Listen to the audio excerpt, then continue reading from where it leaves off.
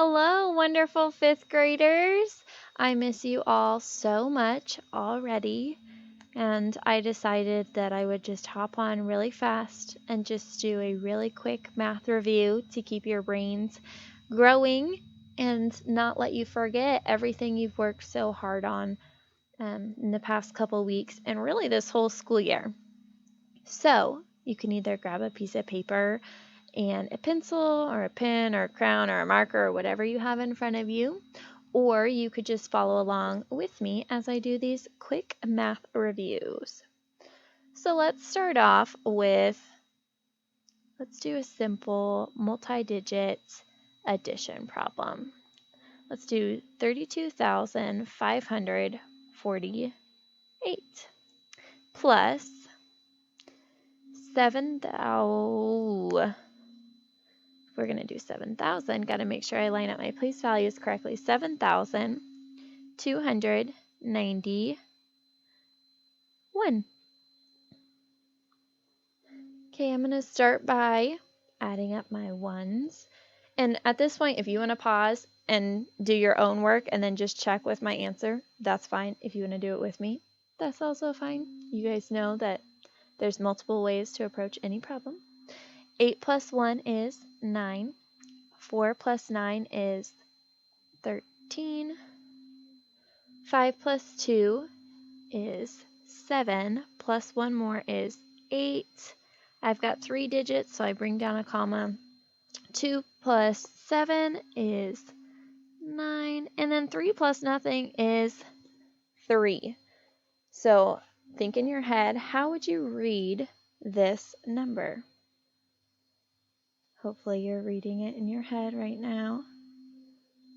If you said 39,839, you would be correct. Miss Miller's double checking with her calculator, and we are correct because we're smart fifth graders, of course. Okay, let's move into some fraction stuff because that's what we've been working so hard on the past couple months. Let's start by doing 5 times 3/5.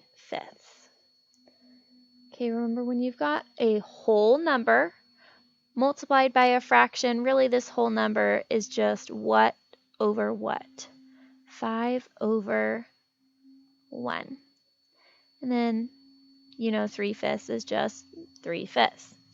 So your numerator is 5 times 3. Your denominator is 1 times 5.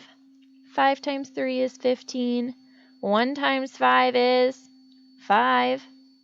You have 15/5, which fractions represent. I hope you said division there. So you've got 15 divided by 5, which is 3 whole. Or you could also count out 15/5, and you would still get 3 whole. A great way to check your work. Okay, we're just going to do one more because, like I said, this is just a super quick little math review. Keep your brain thinking about school stuff. There's lots of stuff going around and happening right now. So let's not forget that math is fun and that we know how to do a lot of amazing things and we work really hard. So let's try to figure out what 2/3 times 6/9 is. Okay, again, you can pause me and work this out on your own, or you can just work through this with me. Obviously, I'm not there with you to see which one you do anyway, so it's really up to you. You know your numerator is going to become 2 times 6.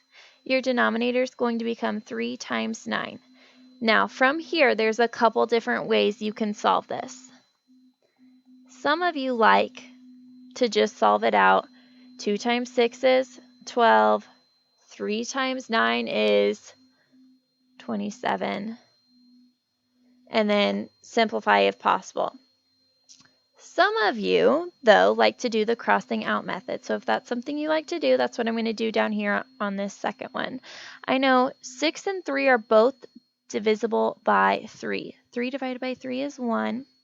6 divided by 3 is 2. So then my numerator up here would become 2 times 2. My denominator would be 1 times 9. And I would get 4 ninths. Let's go ahead and simplify 12 27ths and see if that's what we also get. I can divide each of these by 3. 12 divided by 3 is, yep, you guessed it, 4. 27 divided by 3, well, if you need to use a hundreds chart or something like that, you always can, but you also know you just solved that. Okay, you could count by 3s, you could count by 9s, whatever you needed to do to get there. But these two answers are the exact same. So if you got 4 ninths as your answer, good job. Again, I miss you all so much, and I hope that you followed along with me or just sat there and watched and listened, because you guys have worked so hard to grow your brain this school year, not just in math, but in every subject, and I'm just so very proud of all of you. So I will talk to you guys later. Bye.